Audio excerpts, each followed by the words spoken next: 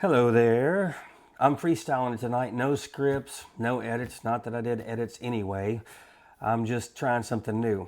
Give you a different flavor so you can get to know me better instead of me being so rigid with the scripts and stuff that I write. So I do have some paper to keep me on track because I do go off on tangents, so I will try my best to not do that. Anyway, my name is Scott Wilkinson, and this is Foundations of Character. And if you stay to the end, I will tell you all about me and what this channel is about and where I got the information and just who I am a little bit more. But today, in this video, I'm going to take you through the 4 types of parents that I've had to deal with in my career. Before I do, I have to talk about experts. As a matter of fact, I'm going to reference one of my shorts. One of the shorts I talked about is, I didn't say experts, but it was clearly a slap in the face to quote unquote experts. What they do is they notice a trend in society and then they form a study. And then after they do all the work of the study and hours and hours and hours and hours, they get it published in a peer-reviewed journal. And then somebody figures out how to make money at it. And then years later, another study comes out because somebody looked at it and was like, I don't think that's true. And then they debunk that original study. Now, I've been on the planet like 54 years, and I have seen that happen over and over and over again. So I did go online and do a search for the 4 types of parents to see if any of the experts had anything in common with what I have observed. And the only one that they did was the permissive parent. They had other ones, like I had to write these down: authoritative, panda, helicopter, and free range. Now, each one of those, some expert wrote down, and they got credit for it because it got published in a peer-reviewed journal or whatever. And but I'm only going to take you through the ones that I dealt with most of the time. I never really saw the authoritative parent.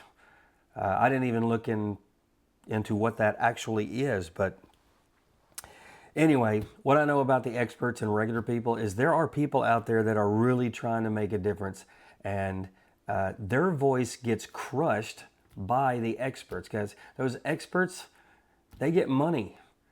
They have funding because there's certain businesses that are have an interest in finding a particular answer so that they can form a business. But the people who are really making a difference, they're people like you and me. They're people who have great ideas and all like that, but oftentimes their voices get crushed because they just don't have the money to fight it. However, they are doing good work, but it's more personal, like me to you, if you were right here in front of me right now. So anyway, 4 types of parents that I dealt with. Number 1 is the permissive parent. I hate this type. They can't say no. There's 0 discipline or training. If their kid throws a fit, they don't do anything. And I'll give you a story about permissive parents. In my business, I had a place for the parents to sit. And I had chairs. I supplied chairs. And every year I would paint my school. And so it looked nice. I almost gave away what I am and what I do. But anyway, some parent sat in a chair and she had her younger kid sitting right next to her, or him. I don't have no idea who it was. And the kid that was sitting right next to the parent peeled a huge section of paint off my wall. It was huge. And left all of the droppings right there. The parent never said anything to me or never got onto the kid as far as I know. Again, I have no idea who did it, but that was one of them. And then another set of permissive parents I am dealing with right now. And this one kid in my class, he does fine because I have structure and I know how to handle kids like him. But the other teachers don't. As a matter of fact, this kid has switched to 7 different schools. He's probably been thrown out of 6 of them. This is the 7th. And every time the people at the school try to help out, the parents get really upset. And they are just rock solid, firm permissive. So I'm not a big fan of permissive parents. And then the second type of parent is the optics parents. These are hollow, empty shell. They're pretend parents. They only discipline in front of people. You know, you're supposed to praise in public and correct in private. That's what you're supposed to do. But these parents, they like to have a talk with their kid in front of everybody. And normally when they're having a talk with their kid, they're going, now listen here, Johnny, you better do this. And remember we had that talk. And the whole time they're looking at the kid and they're looking at me to make sure that I hear that they're handling it. The behavior of the kid absolutely doesn't change. The kid is used to that type of embarrassment, so he or she doesn't really care that the parent is making a show of it. But that's what it is. It's making a show of you or a parent fixing the problem. Now, just a second, we need to talk about methods and results. You know, when you look at those two, the permissive parent and the optics parents, and neither one of them get a particular result that is healthy for the kid or healthy for a future culture or society. So me personally, I don't care about method. I'm a results guy. I only care about, did it work or did it not work? And again, that'll make sense when you get to the end and you know about me. You know what? I'll explain it now. Let's look at it from a self-defense perspective.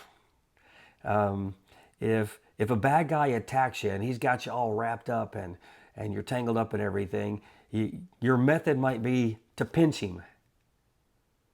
Do you think that's going to stop the attack?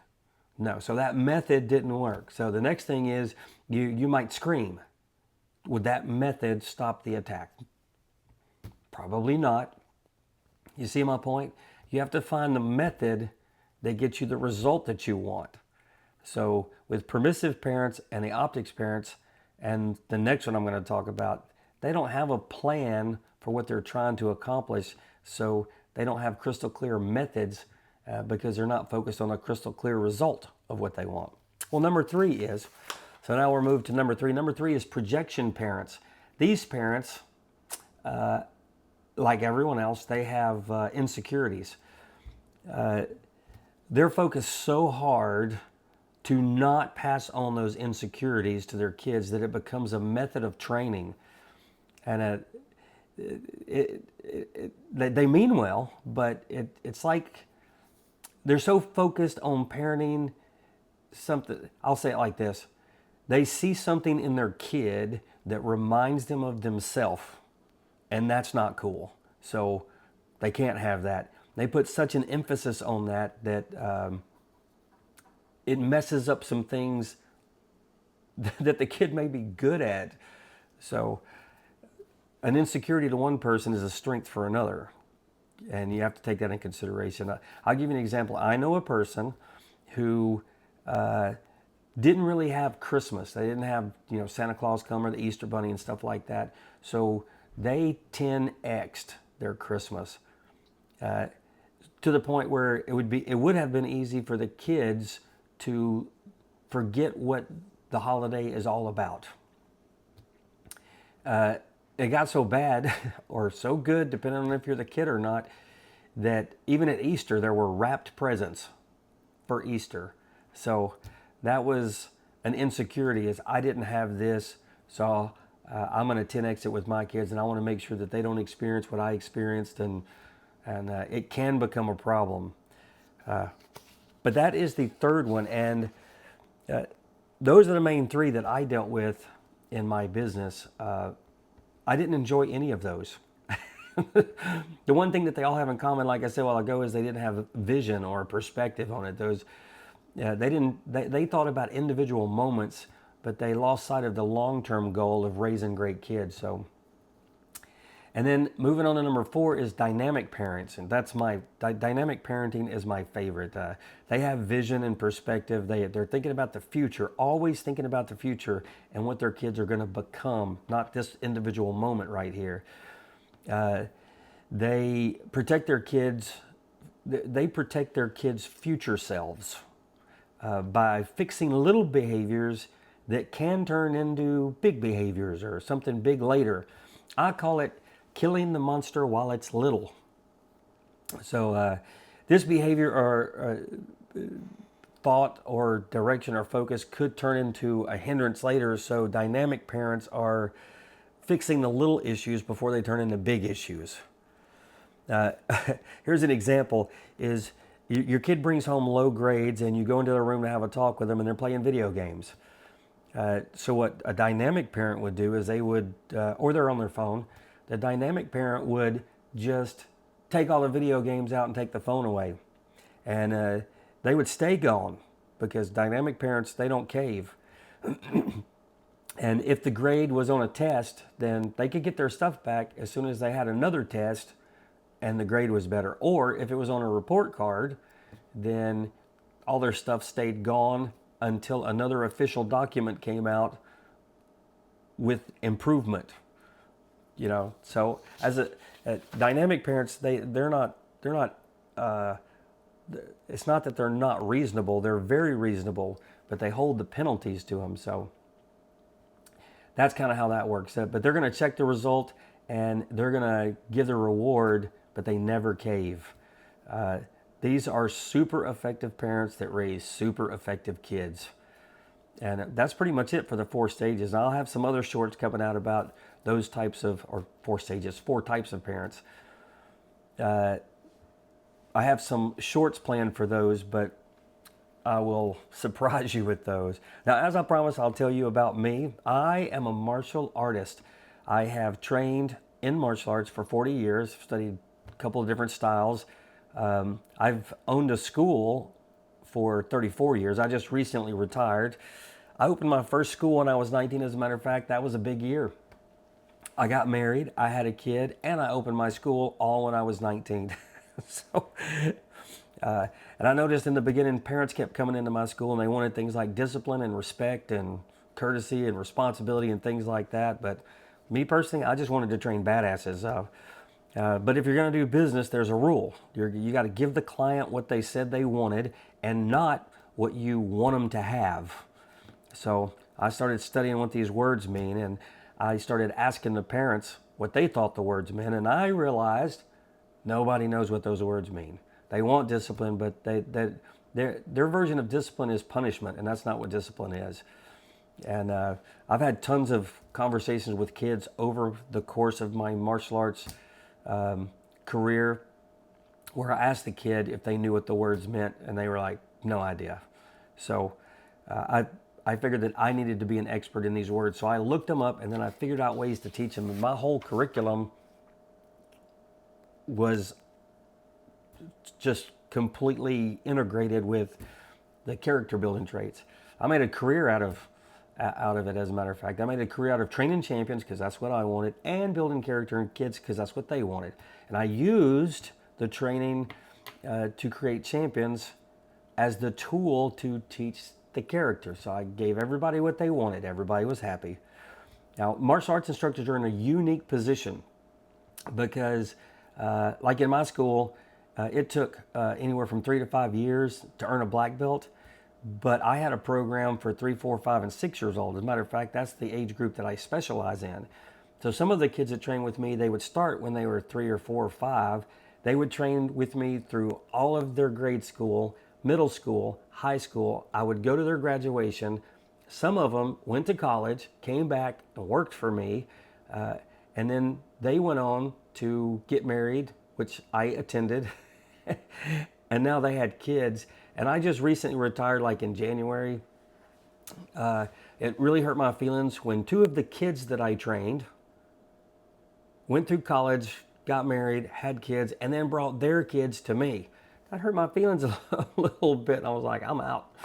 I'm going to do something else. Anyway, so over the course of my training, I've had some horrible stories, and I'm just going to tell you a couple of them real quick so you can understand how martial arts instructors are in a unique position. We play many different roles. It's not just martial arts instructor. We're counselors, we're coaches, we're instructors too. We do all kind of things.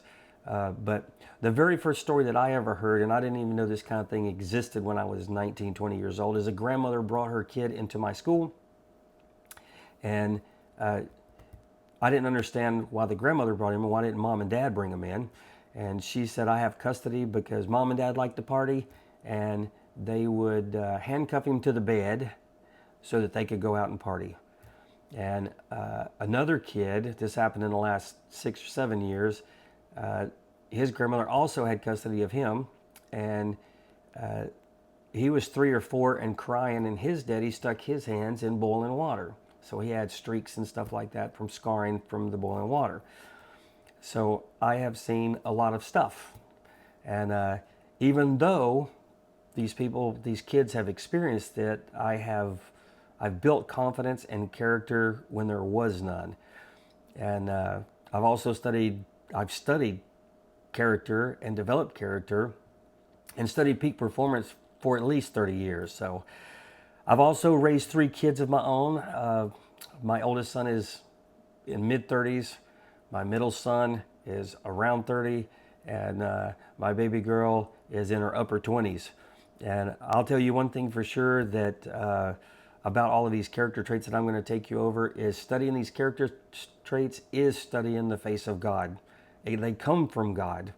They are part of His attributes. So it'll be from a Christian perspective too that I'm taking you through this. And I'm going to give you the information from 3 perspectives, from a Christian, a dad, and a martial arts instructor. As a matter of fact, I bought 3 shirts so that you know what you're getting when you see the video. I'm not going to wear these shirts every single time. There'll be some times where I totally won't, but you're getting it from 3 perspectives. Like I said, a Christian, a dad, and a martial arts instructor. So my channel is all about teaching parents, teachers, and coaches about developing character in their kids, themselves, and the kids that they teach or train. So subscribe and join my movement, and let's change the world.